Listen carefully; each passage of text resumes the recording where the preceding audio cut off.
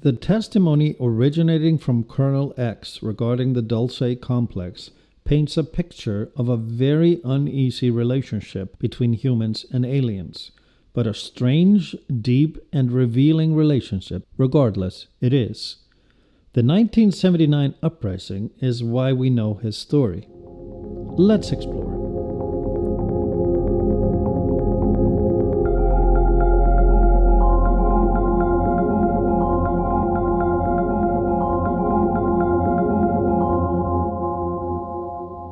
Hi everyone, and welcome to Project Bluebook, where we explore all things unidentified. I am Thor, and thanks for tuning in. Colonel X was interviewed by Anthony Sanchez in Placer County, California on January 6, 2010. There, he proclaimed a story he himself has stated is so bizarre that if half of it were true, he would still think you were crazy. That's a quote from Colonel X. But it's true.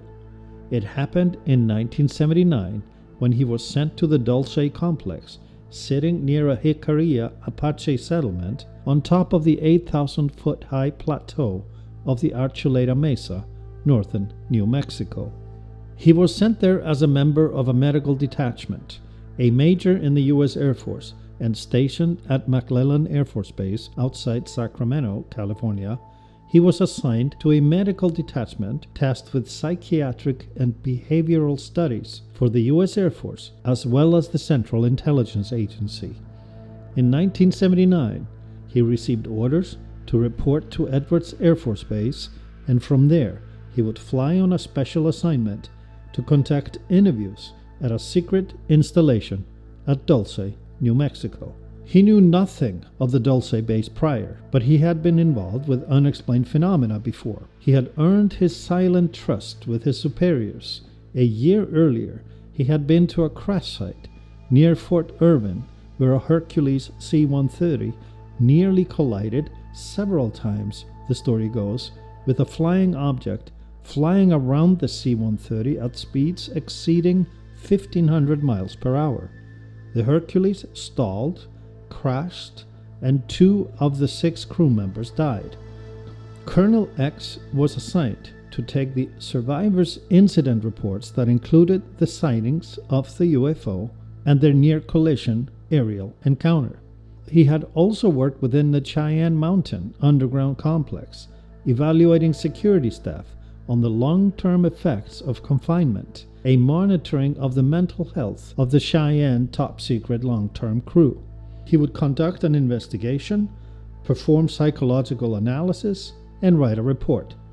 So between his Cheyenne Mountain experience and U.S. Air Force UFO encounter psychological evaluations, in addition to his earned and proven secrecy, silence, and trust regarding all of the above, clearly the U.S. Air Force believed he was the right man for this job. At his debrief at Edwards, he met familiar faces. Another major assigned to many of the same cases he was, in addition to a Navy intelligence officer and a brigadier general known to him. They all listened to the debrief. Something had happened at Dulce that needed their attention, and upon arrival there by helicopter in the middle of nowhere, north of Dulce, New Mexico, he learned of the 2-part underground top-secret facility for the first time. It was an R&D facility under the name of Rio Arriba Scientific and Technological Underground Auxiliary. It was so vast that it had railroad lines connecting to compartments and Humvees driving supplies inside the facility that were landed by helicopters outside their entrances. The entrance, he said, was visible to the naked eye only if you were standing right in front of it, 300 feet away, and they blended perfectly with the landscape. The helicopter pads, too, were completely invisible even from the air. This place was completely hidden. Something had happened at Dulce 48 hours before their arrival. An uprising led to a conflict between human joint special forces and quote-unquote other inhabitants of the complex. His detachment's job was to assess the situation, interview the survivors, and administer an injection, a neurobiological agent, a mixture of propranolol hydrochloride, known to diffuse the effects of psychological trauma, into the arms of the survivors, observe changes, reassess the survivors, and then pack up, write a report, and leave. All of this within a 48-hour window they had clearance for. The Brigadier General warned them, "You're entering a situation even he had difficulty comprehending, but they had to succeed." They had received an envelope on their flight to Kirtland Air Force Base, and reading it was Colonel X's first exposure to the history of Dulce, the finding of it in 1940, the Apache battle with the inhabitants back in the 19th century, and we covered in previous episodes on Project Bluebook, Aliens versus Apaches, and The Secret of Dulce Alien Complex, the Murak expedition. We can only imagine the jolt of perception this information caused in the minds of Colonel X and his detachment. They had their personal top-secret disclosure right there, and their reality was changed forever. The envelope described non-human entities, alien greys, living underground for millennia, descendants of others that had come to Earth from Mars before coming from Sirius millions of years ago, called the progenitors.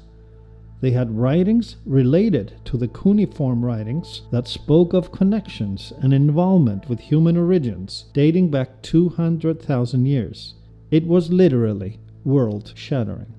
Upon arrival, they were met with a chaotic scene of personnel being attended to medically, as well as with blankets, food, and coffee. The scene was raw, like right after a major battle, and there were body bags, dozens of them. So the first task was to understand the staff list. Who was alive, who was dead, who was injured, and consequently, who might still be unaccounted for, missing within the complex. The place was crawling with Navy, Army, Air Force, and Marine personnel, like an underground Pentagon in an upheaval, and Colonel X got to see the rooms, filled with technical equipment, the carved-out man-made buildings underground, blending perfectly with raw cave-like dwellings, illuminated by the reflective glass-like floor he was standing on, a dark lavender color emanating to create a faint, subdued lighting. It was high-tech, futuristic, and naturally raw, all at the same time. He noticed signs in English and in cuneiform, side by side. This was level 3, a joint facility. What he was about to learn was that a revolt had occurred, a spat that evolved into a battle between humans and the alien greys. It had to do with a betrayal of trust. It happened on level 3, resulting in a battle where a group of greys fought alongside humans against other greys. It was complicated, as we will learn.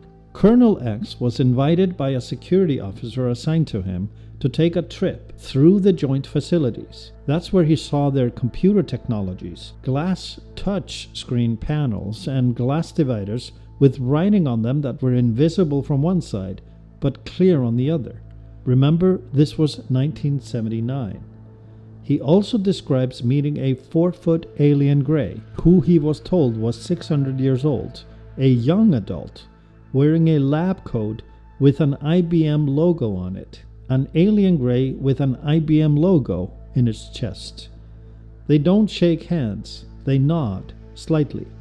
Communication was not verbal nor telepathic, but through tablets that instantly translated what you wanted to say between multiple Earth languages and cuneiform language and back, and verbalized as perfectly intonated audio. Again, remember, this was 1979. The reason for the uprising goes deep. Dating back to the discovery of the complex in 1940, humans had provided the Grey inhabitants with material, biological and biogenetic resources they required, and they were provided with secrecy in exchange for coveted technological information. Jointly, an agreement was made to share the facility, with humans controlling levels 1 through 3, where levels 3 was cohabited by humans and alien greys, for joint R&D work and technological collaboration. Level 4 through 7 were strictly controlled by the Greys. No humans were to enter, or death would result. These deeper levels would not and could not be assessed by humans, period. This agreement was broken when humans breached Level 4 in 1979. The alien Greys had always explained the reason for the non-access below 3 was the Greys' reverence to something ancient and something cultural that could not be shared or witnessed by humans, they said.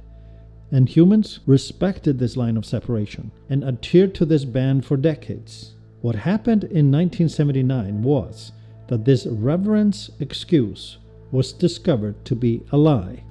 A dissident Grey shared information with a human that what was hidden in the depths of the lower levels was a giant program of human experimentation, where humans were abducted and disappeared from the surface to be kept as lab animals and experimented upon for the benefit of the Greys' advancement in genetics. There they would be poked, tortured, their genetic material extracted in any way possible, without respect for pain or suffering, with the purpose of making themselves and their human-alien hybrid offsprings more compatible with Earth's biosystem, resisting bacteria, overcome their inability to consume oxygen from Earth's arid air, as well as their hypersensitivity to the electromagnetic radiation from the sun, something deadly to the Greys and their camouflaging outer skin.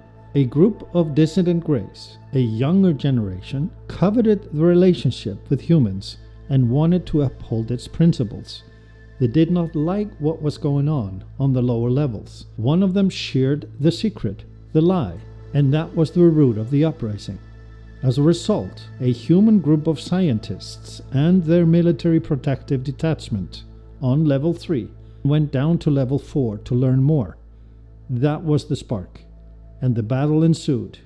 Humans had been warned a breach of Level 4 would result in death.